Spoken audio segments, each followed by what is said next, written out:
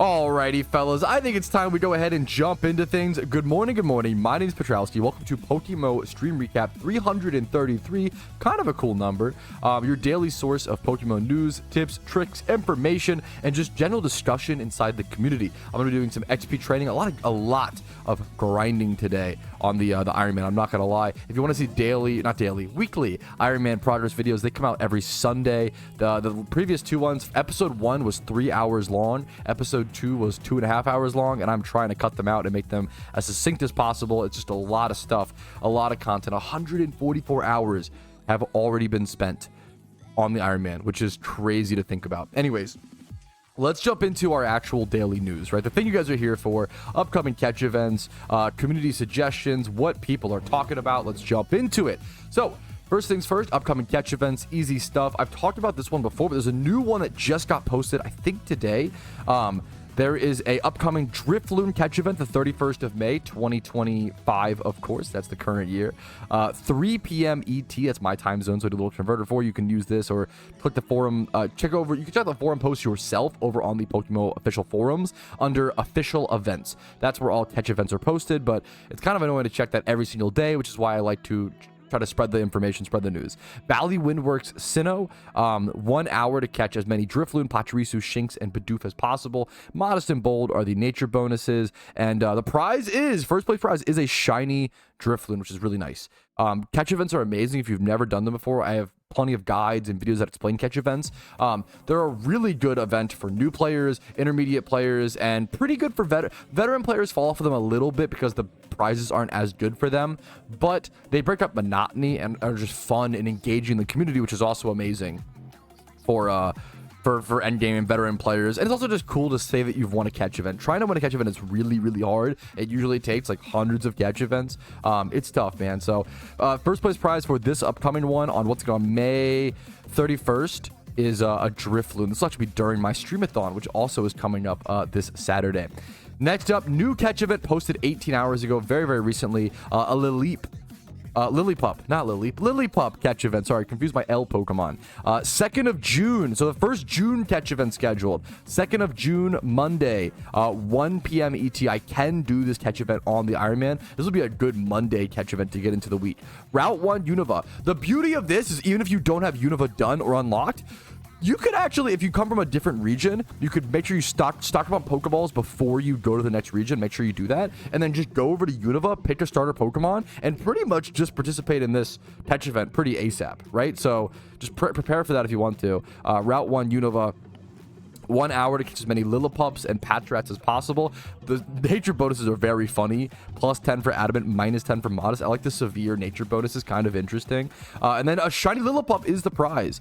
Shiny Lillipup, your choice of nature. You get 3 times 31 and then 3 times 28. So it's almost a perfect shiny, plus 1,000 reward points for free. So if you don't care about the shinies, the RP for free is always super nice. And that's the 2 catch events upcoming that are scheduled at the moment.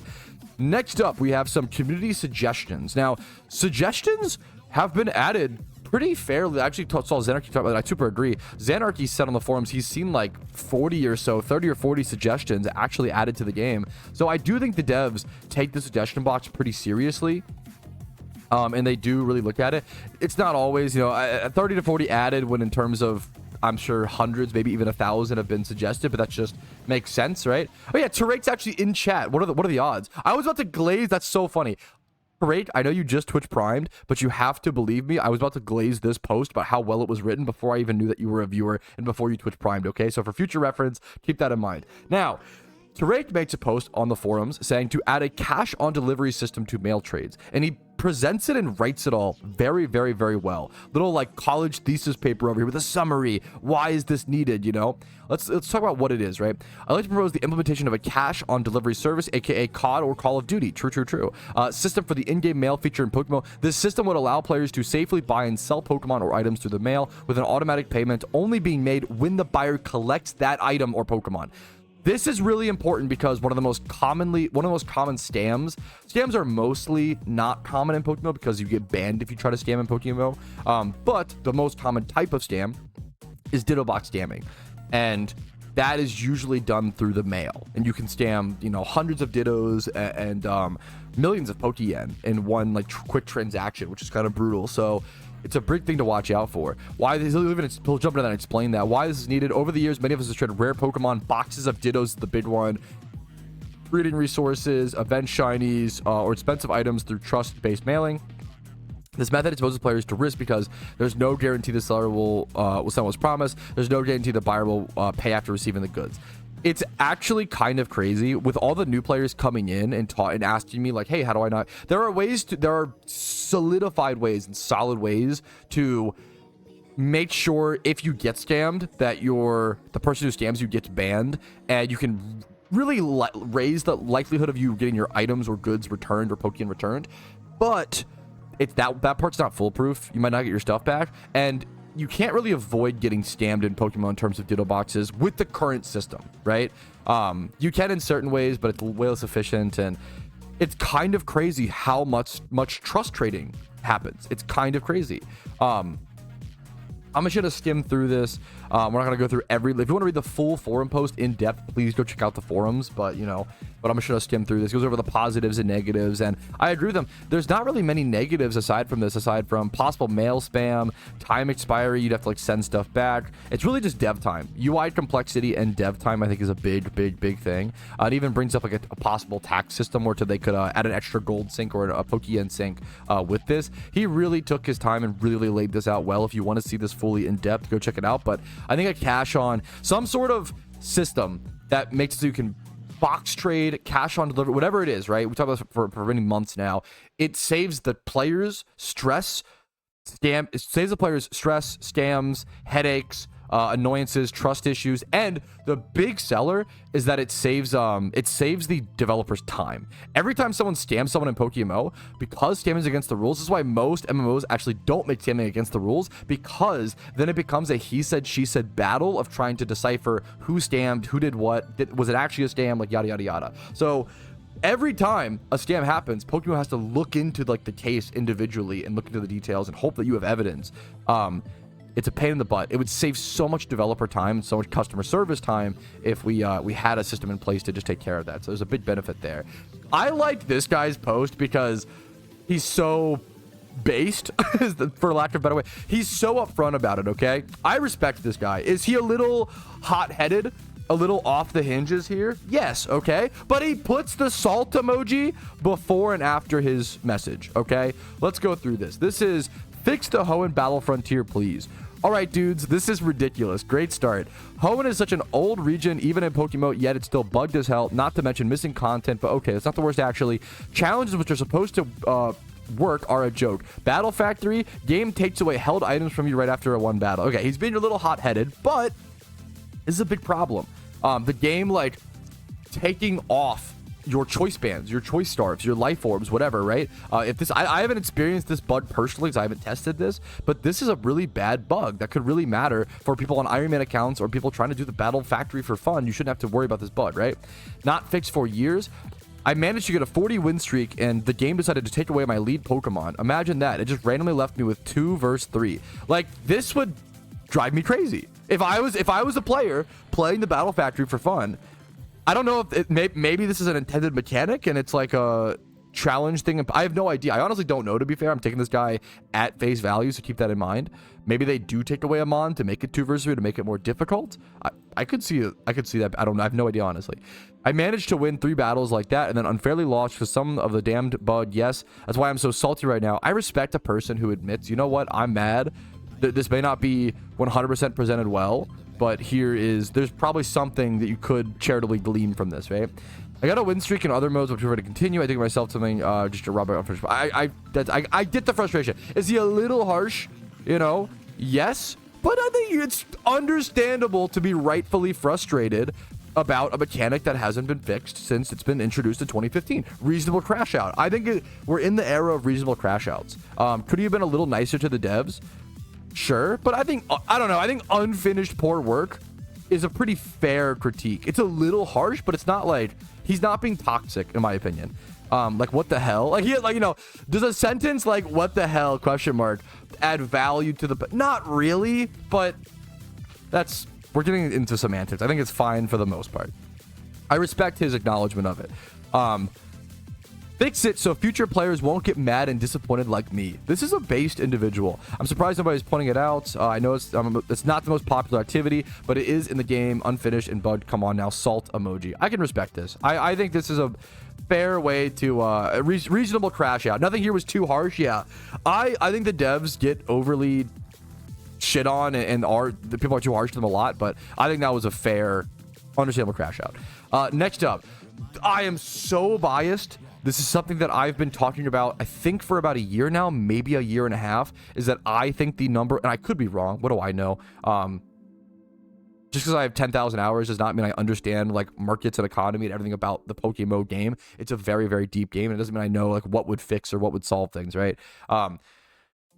This guy advocates to decrease the frequency of alpha spawns, which is something I've talked about. I believe that alphas are the main deterrent for the current Pokemon market, and I think I believe, I could be wrong, I believe they're the main reason for lowering the price of all good IV Pokemon across the board. I think that alongside Dittos, but that's a weird problem right now because Shittos are so cheap, and then good IV Dittos are so, Shittos are so expensive, but good IV Dittos are so cheap. It's a really weird problem to solve now. We kind of walked ourselves into a sticky situation. But good IV Pokemon are cheaper than ever. One of my favorite money-making methods I used to recommend to players was on Route 1s in Unova, Kanto, etc. You could go catch flying male egg group Pokemon with 31 attack or 31, and they'd be worth like 8k, maybe like 6k at the lowest, like 6 to 8k, right?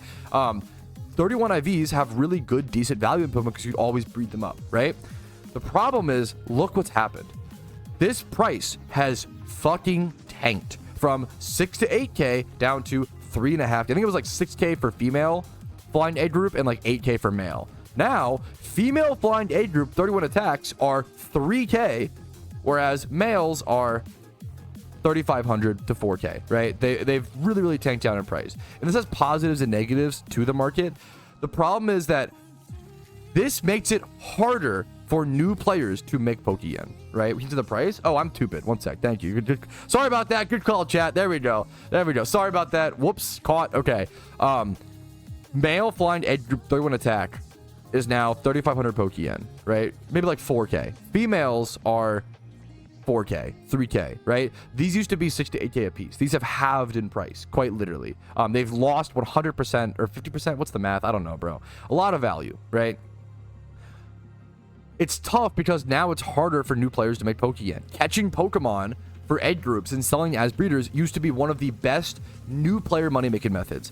I don't suggest it anymore, and I can't suggest it anymore in good faith because it's not good Pokeyen per hour for most Pokemon. You can still catch certain things like Torkoals with Drought or Ninkadas or Dittos to make decent profit, but this is... It's really, really hurt. This used to be like the best beginner money-making method, and it really, really hurt beginner money-making methods. Yes, as someone said in chat, I super agree. It's positives and negatives. The positive is that now it is easier for newer players to get into PvP and to build PVM Pokemon. So it's not just, any market, anything's positive, negatives. I'm never going to sit here and say like, oh yeah, this is just bad, yada, yada. I do think it's overall bad for the game. I think the negatives are more because you don't want to just keep lowering the value of every good to where it's super fucking cheap and they don't have value, because then the problem is you have people building Pokemon like 5x31 competitives, raid Pokemon, etc., and these Pokemon don't hold their value. That's the main problem, is that the value keeps going down, right? If a new player builds a 5x31 Pelipper for 800k and then in 2 years it's worth 600k, 500k, like that feels like fucking shit, right? That feels really bad that the money is like the value is going down because we have too many good IV Pokemon in the game, and things aren't holding their value. And that's, yeah, Pokemon are being reduced to base price. That's a really easy sign of like a poor economy, in my opinion. It's very similar to like in RuneScape, you have something called like the high alchemy. RuneScape, it's been in the game, it's been around for so long. If an item reaches its high alchemy value, that's not a good thing. That's usually like, oh fuck, this item's kind of fucked. If it's been like power crept to crab, like a rune plate body, that's fine. But you really don't want things to reach their like bottom out price. That's not a sign of a healthy economy. And I really feel it's really sad. Pokemon are just going down and down and down and down in value. I always say the hardest thing about balancing a Pokemon MMO is syncing good IV Pokemon out of the game. How do you do that effectively? And the breeding system was how PokeMMO always did it. But now players, number one, don't need to breed as much because of the guaranteed alpha catches, the 2x31s.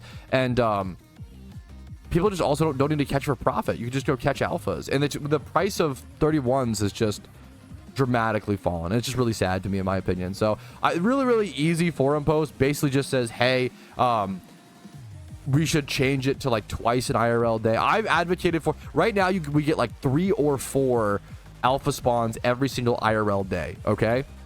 Because it's every like 6 hours ish in game. It's not quite, but I've advocated for reducing it to 1 alpha spawn a day, and I know that like is a hard pill to swallow or hurts to hear, because obviously your brain goes to, oh well, like, you know, like I already miss alpha spawns all the time, Patrouski. You know, last night an alpha ditto spawned, like, and I missed it. That sucks. If it's 1 spawn a day, it's gonna feel even worse. The problem is, when you have more spawns, the value goes down, right? So you're having higher quantity, but the value of the mons is down anyway. So it should be an equal exchange, where yes, you might be able to catch less alphas, but therefore less supply is coming into the market, the same demand is there, prices go up. It really just should even out, right? It should be like a clean wash, but just be positive for the market, right? To my basic understanding, right? So I would love to see less alpha spawned. I've advocated for 1 spawn an IRL day. I would love to see it lowered to 2 a day and just see how that, maybe I'm being too drastic. Maybe 2 a day is fine. Maybe the other option is lowering the guaranteed IVs to 1x31, but keeping the same amount of spawns. I think it's better personally to keep it at 2x31 because the alpha fights are pretty difficult. They're pretty tough. I think you should get a pretty cool reward for doing them. So I think 2x31, and then I think 2x31 is ideal, and then only having less spawns. That's my opinion, but obviously feel free to share your own. Feel free to make suggestions posts, forum posts. I will try to always show off the suggestion posts and the forums that I think are really interesting, really positive for the game on the stream as an extra way to incentivize people for caring about the game and wanting to positively improve it for the better. So thanks for watching this little intro and the daily news for PokeMMO. Let's go ahead and jump into the actual stream recap itself. I'm going to get some XP grinding, and I'll see you guys with any more news, tips, tricks, questions, or anything else. Always join the live stream to come ask your own questions and possibly see them in the stream recap themselves.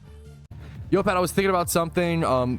Should Ironman only be able to raid with other Ironman players? Your thoughts? This is a really good question, and we need to have a lot of discussion as a community to figure out what we want with that and what our rule should be. Right now, my rule is just Ironman could raid with everybody.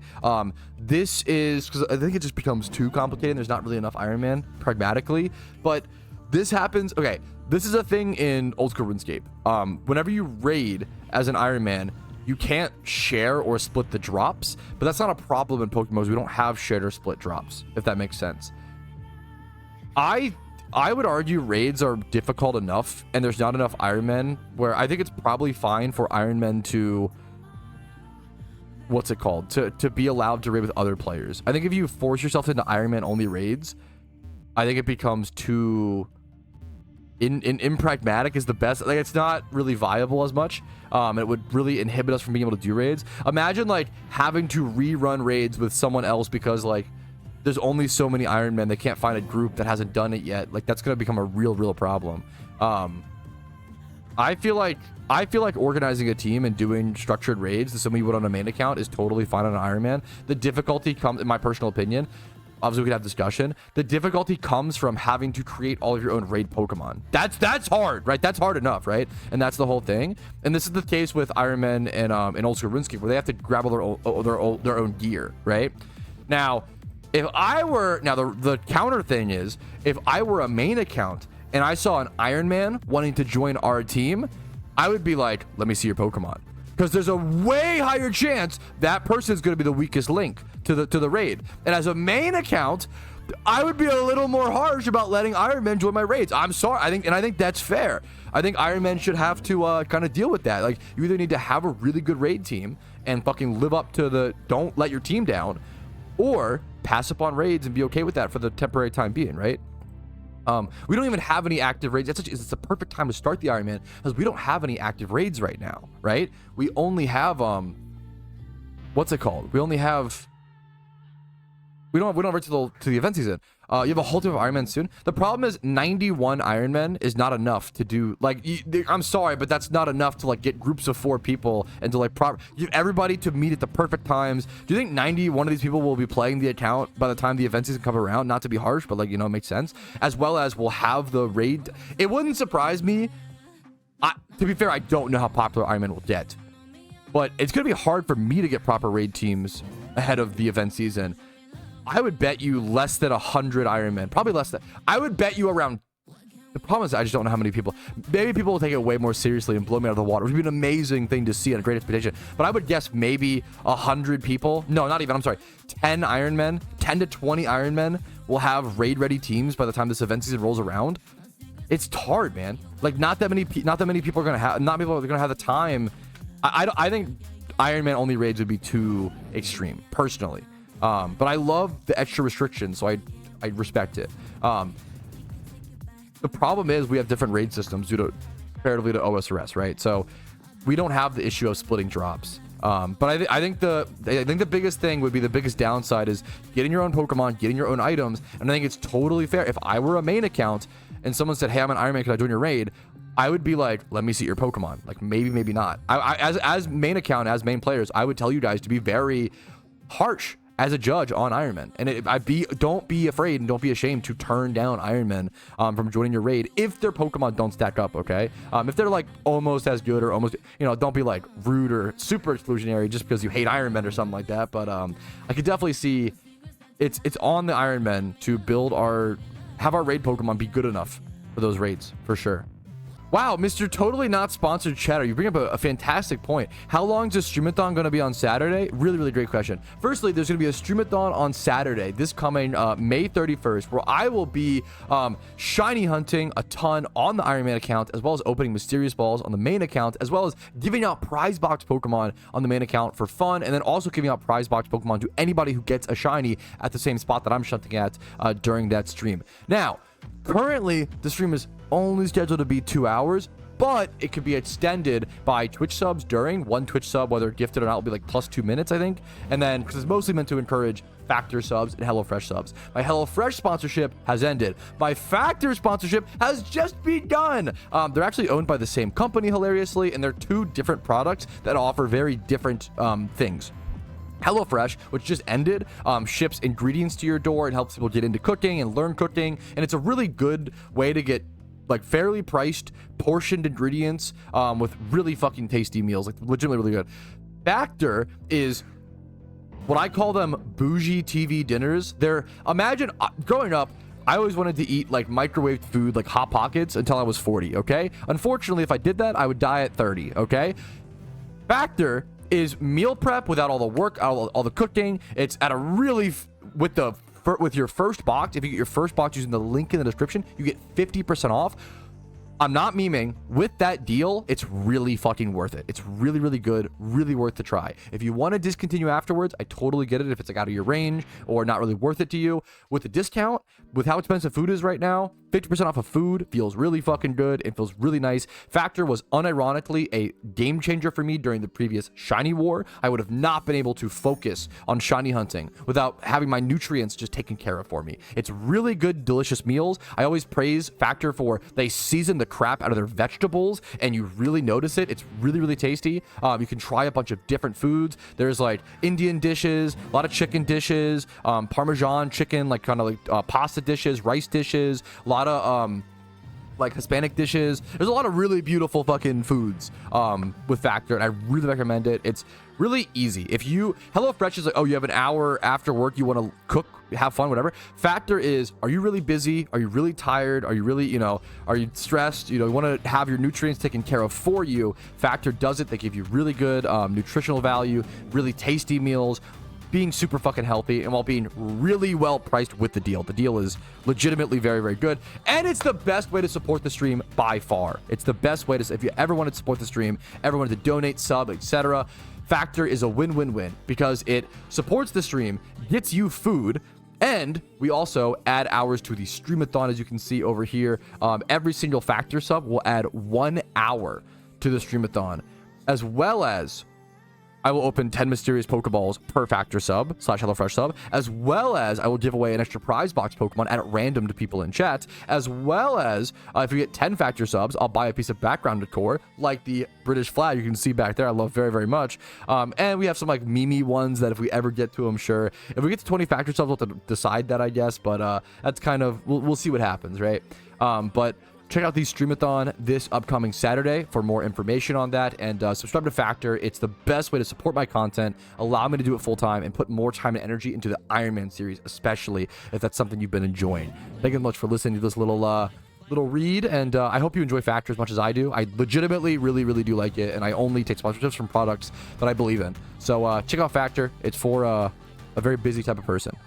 All right, we got a quick Movietrouski take today. Your favorite stream recap segment or your least favorite, depending on who you ask. If you don't know, my name's Patrouski. You probably should know that. I've been really into movies recently. I don't know a whole lot about movies, but I like movies. I've been watching a lot. I probably watch like at least one movie a day on average, and then I watch like 3 movies a day on the weekends. Like I usually watch like 12 movies a weekend, so I'm watching a lot of movies. Do I know a lot about them? Not really, but I just enjoy it. I'm getting into it without trying to be a pretentious cringe only watches 50s samurai films. So let's get into it.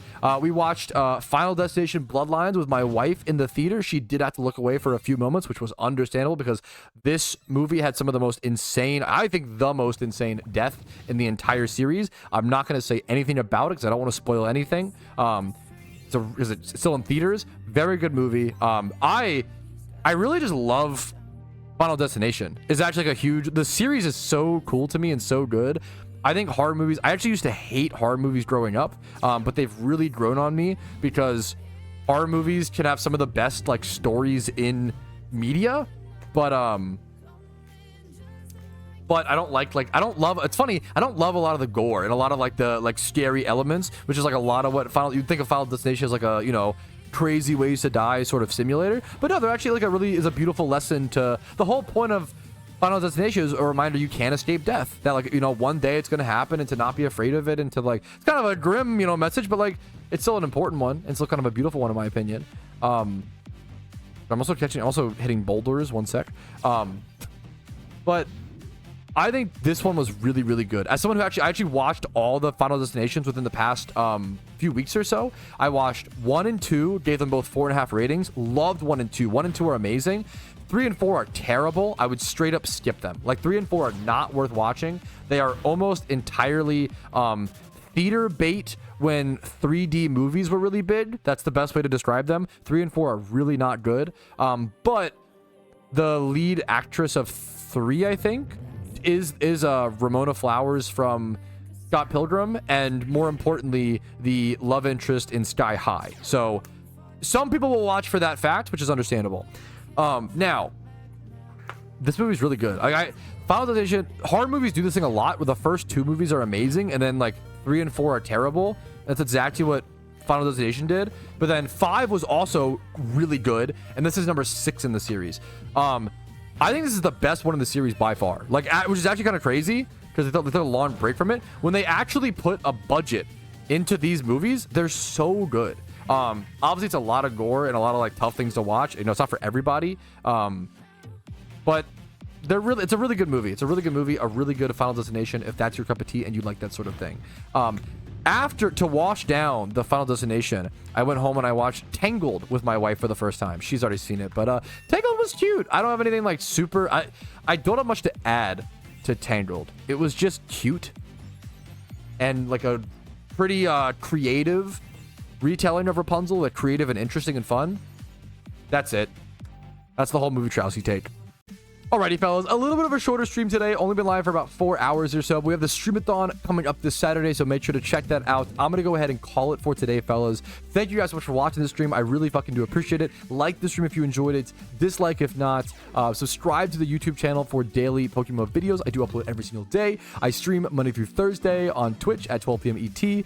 Discord's down below if you're interested in that. And if you want to go above and beyond and support the channel, support the Ironman project, support the streams, you know what? YouTube memberships and Twitch subs are nice, but if you can afford it and you want to get some awesome food, Factor is the best way to do it, boys. Factor is the best way to support. It's super amazing, super powerful, and They allow me to do a lot of content, and they just make amazing food. It's really, really a win-win-win. Check out Factor. Give it a shot. Link in the description. I recommend it. And for that, I'll see you guys later. I'll see you Saturday. Peace, peace, peace, fellas.